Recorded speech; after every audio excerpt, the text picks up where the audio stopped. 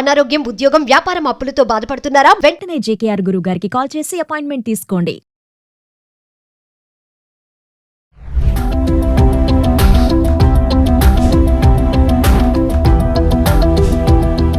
నమస్తే, welcome back to Suman TV. ప్రస్తుతం మనతో పాటు ఉన్నారు realtor oxygen founder and CEO, TEDx speaker, legendary award winner in real estate doctor Nandi Rameshwar Rao గారు.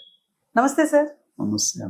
సార్, ఇప్పుడు రిటైర్మెంట్ ప్లాన్ అనేది మామూలుగా అసలు ఏ ఏజ్ లో చేసుకోవాలి అంటారు?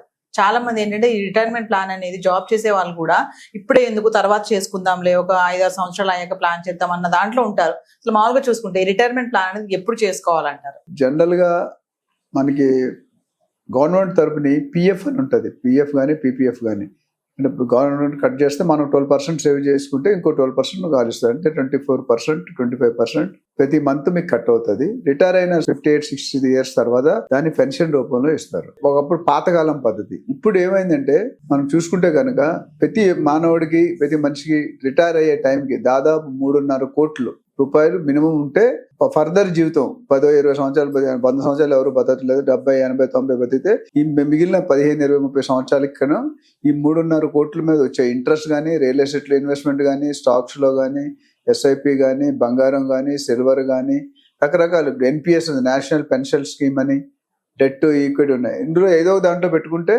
డెఫినెట్గా ఆ మనీ రొటేట్ అవుతుంటుంది. 3.5 కోట్లు రావాలంటే అంత ఈజీ కాదండి. సగటు మానవుడికి రావాలంటే అంత కష్టం. చాలా మంది ఆ రేంజ్కి రాలేదు. అందుకని ఇప్పుడు ప్లానింగ్ ఎప్పుడంటే 24-25 ఇయర్స్ మనం జాయిన్ అయిపోతాం అక్కడ పీజీ చేసినా సరే. సో ఇంకో 30 ఇయర్స్ అంటే 6 ఇయర్స్ వరకు మీరు సేవింగ్ మొదలు పెట్టండి. అంటే చాలా మంది ఏం చేస్తారంటే నేను ఖర్చు పెట్టుగా మిగిలింది సేవ్ చేద్దాం అనుకుంటారు, కానీ అది తప్పు. ఫస్ట్ సేవ్ చేయడం తీసి మిగిలిన దాంట్లో మీ ఖర్చులు అడ్జస్ట్ చేస్తాను. నేను చాలా టీవీ వీడియోస్లో చెప్పాను. మనం ఇంపార్టెంట్ ఏంటంటే ఇప్పుడు కొడుకులు చూస్తారా, పిల్లలు చూస్తారా, కూతురు చూస్తారా అనేది ఎవరు గ్యారంటీ లేదు. ఒకప్పుడు మేము చిన్నప్పుడు తీసుకుంటే మన గ్రాండ్ మదర్స్ ఏంటంటే గ్రాండ్ ఫాదర్స్ ఆస్తాలు మన వాళ్ళకి ఇచ్చేవారు రైట్స్, కొడుకులకి కూతురికి ఉండేది కాదు. అది ఒకప్పుడు. ఇప్పుడు ఏంటంటే సేవింగ్ బదులు షేవింగ్ అవుతుంది. సేవింగ్ అంతకుముందు సేవింగ్ కాదు, ఇప్పుడు ఎవరు పిల్లల కోసం సేవ్ చేయట్లేదు. అంటే పిల్లలు మంచిగా చదివిస్తున్నారు, అది ఒక మంచి పని. అంటే ఇవి మంచి క్వాలిఫికేషన్ ఇస్తే వాళ్ళు డెఫినెట్గా మన రికార్డ్స్ అనాలిసిస్ బట్టి మన తాతగారు ఎంత సంపాదించారో మన నాన్నగారు దానికంటే ఎక్కువ సంపాదించారు, మన నాన్నగారు ఎంత సంపాదించారు దానికంటే మనం ఎక్కువ సంపాదిస్తాం, మన పిల్లలు వచ్చారు మనకంటే ఎక్కువ సంపాదిస్తారు. So they trying to acquire, give knowledge to them. మీ అంతా మీరు బతకండి. అమెరికాలో చూసుకుంటే కనుక 15వ సంవత్సరం తర్వాత బయట వేస్తారు, 10th క్లాస్ కల్లా బయట పడేస్తారు. నీ బతుకు నువ్వు బతుకాను, వాళ్ళు డబ్బులున్నా పట్టించుకోవచ్చు. స్లోగా ఇండియా కూడా అటే వెళ్తుంది. ఎందుకంటే ఈ సేవింగ్స్ అనేది చాలా ఇంపార్టెంట్ ఫ్యాక్టర్. ఎందుకంటే క్యుములేటివ్ ఇంట్రెస్ట్. ఇప్పుడు ఒకప్పుడు మనకి ఎన్ఎస్సి 5 ఇయర్స్ డబ్బులు ఉండేది, ఇప్పుడు 8 ఇయర్స్, 9 ఇయర్స్, 10 ఇయర్స్ అయిపోయింది.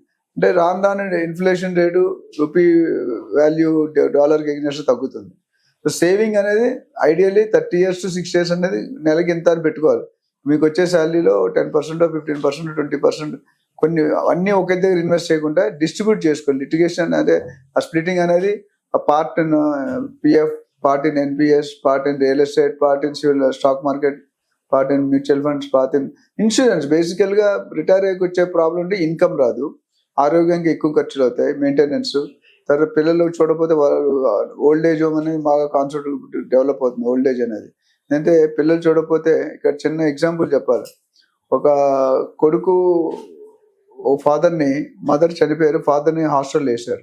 హాస్టల్ అంటే ఓల్డ్ ఏజ్ హోమ్లో వేసినప్పుడు ఆ ఫాదర్ రోజు నెలకు ఒకసారి చూడడానికి వెళ్ళినట్టే, బాబు ఇక్కడ ఏసీ వేయించానంట. ఈ లైట్ తీసుకుంటే, ఏసీ ఎందుకు డాడీ, నీకు చల్లగా ఉంది కదా, గ్రీనరీ ఉంది, రిసార్ట్లా ఉంది కదా అని.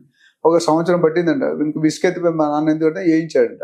వేయించిన తర్వాత ఫాదర్ ఏమన్నారంటే, ఏసీ వేయించింది నాకు కాదు నాన్న, రేపు నువ్వు ముసలేకి నువ్వు కూడా ఇక్కడికే వస్తావు అని చెప్పారు. అంటే ఎంత మీనింగ్ ఉంది చూడండి. కొడుకు కోసం, ఇంకా కొడుకు తండ్రి కోసం ఆలోచించలేదు, బట్ తండ్రి మాత్రం కొడుకు ఉండాలి. That is the difference between father. So overall గా సేవింగ్ అనేది రైట్ ఫ్రమ్ ద డే 1 నా ప్రకారం అయితే సేవ్ చేసుకోవడం బెటర్. కొంతమంది ప్రైవేట్ కంపెనీలకి పిఎఫ్ ఆప్షన్ ఉంటుంది, ఒక సర్టన్ లెవెల్ దాటి వాళ్ళు పీపీఎఫ్లో వేసుకోవచ్చు. పీపీఎఫ్కి పిఎఫ్కి ఇంట్రెస్ట్ ఆల్మోస్ట్ సేమ్ ఉంటుంది. సో కాబట్టి మనము అది దృష్టిలో పెట్టుకోవాలి. రకరకాలుగా సేవ్ చేసుకోవడం బెటర్, ఒకసారి కాకుండా రకరకాలుగా సేవ్ చేసుకోవడం బెటర్. ఎందుకంటే ఒకే దాంట్లో ఒకసారి మొత్తం షేర్ మార్కెట్లో పెట్టారనుకోండి, మొత్తం పోదు. సో 3.5 కోట్లు అంటే it not a small amount. కానీ ఆ 3.5 కూడా చనిపోయే వరకు ఇంకెవరు సంబంధం లేకుండా, ఎవరు సపోర్ట్ లేకుండా వైఫ్ అండ్ హస్బెండ్ బతకొచ్చు అనేది ఒక ఇద్దరు అనుకుంటే 7 crores ఉండాలి. అట్లీస్ట్ 4-5 crores పెట్టుకున్నా దే కెన్ రన్ దిస్. లేకపోతే they have to be on road. ఎవరి మీద డిపెండ్ అవ్వాలి, ఎవరినో అడుక్కోవాలి, ఇవన్నీ కూడా చాలా డిఫికల్ట్ హైలీ ఎడ్యుకేటెడ్ అయిన తర్వాత మంచి పొజిషన్లో రిటైర్ అయ్యాక మీరు చూసుకుంటే వాళ్ళు బ్యాడ్ కండిషన్లో చాలా మంది సెలబ్రిటీస్ చూసాం మనం, స్పోర్ట్స్ స్టార్ కానీ సినిమా యాక్టర్ హీరోస్ కానీ అందరూ బాగా సంపాదిస్తారు. బట్ ఓల్డ్ ఏజ్ అయ్యేసరికి they will be under most of the examples మనం చూసాం.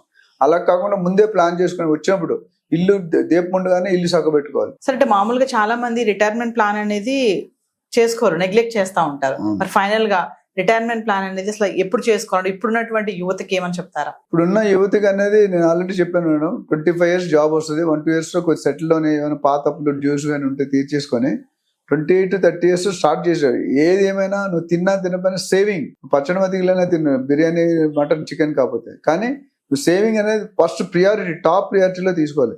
మీరు ఫ్యూచర్లో ఆఫ్టర్ 6 years ఇబ్బంది పడకుండా ఉండాలంటే right from the day 1 you get the job. Already కొన్ని కంపెనీలు కట్ చేస్తాయి పిఎఫ్ అనేది కంపల్సరీ, కొన్ని కంపెనీలు కట్ చేయవు స్లాబ్. సో ఈఎస్ఐ పిఎఫ్ అనేది కంపల్సరీ. ఈఎస్ఐ కానీ ఈ హెల్త్ పాలసీ, ఇన్సూరెన్స్, ముఖ్యంగా ఇప్పుడు మనం తినే ఫుడ్ కల్చర్ బట్టి డ్యామేజ్ బాగా అవుతుంది బాడీ. 30-35 years అవగానే అన్ని రకాలు క్వాలిఫికేషన్ వస్తున్నాయి, డయాబెటీస్, బీపీ, తర్వాత క్యాన్సర్, ఇవి చాలా వస్తున్నాయి. మందులు ఉన్నాయి, but always prevention is better than cure. అందుకని ఎవరైతే లైఫ్ ని ప్రాపర్ గా ప్లాన్ చేసి సేవింగ్స్ పెట్టుకున్నారో, real estate invest double triple అవుతుంది 5-6 years 7 years లో. అంటే పిఎఫ్ లా కన్సెషన్. ఇంకోటి పిఎఫ్ అంటే రిటైర్ అయిన దగ్గర తీనివ్వడు డబ్బులు. అలాంటి ప్లేస్ మన చేతిలో ఉన్నాయనుకోండి డబ్బులు ఖర్చు అయిపోతాయి, అన్నెసరీ ఎక్స్పెండిచర్. పిఎఫ్ వేసుకుంటే మళ్ళీ రిటైర్ అయితే తీయడానికి అవకాశం ఉంటుంది. ఓన్లీ మీరు 60 years 50-80 years పెట్టుకునే టర్మ్ బట్టి అప్పుడే మీరు చేయగలుగుతారు. సో ఓవరాల్గా ఇది హెచ్ఎస్బిసి అనే కంపెనీ అనాలిసిస్లో చెప్పారు. సో సగటు మనిషికి 3.5 కోట్లు ఉంటే వాడు హ్యాపీగా చచ్చిపోయిన దాకా ఎవరి మీద డిపెండెన్సీ లేకుంటే వాడంతా వాడు హ్యాపీగా బతకగలడు. ఇప్పుడున్న health conditions, food conditions, body conditions ఇవన్నీ చూసుకుంటే డెఫినెట్గా ఇది మస్ట్ అండ్ షుడ్, అండ్ అందరూ ఫాలో అయితే మంచిది.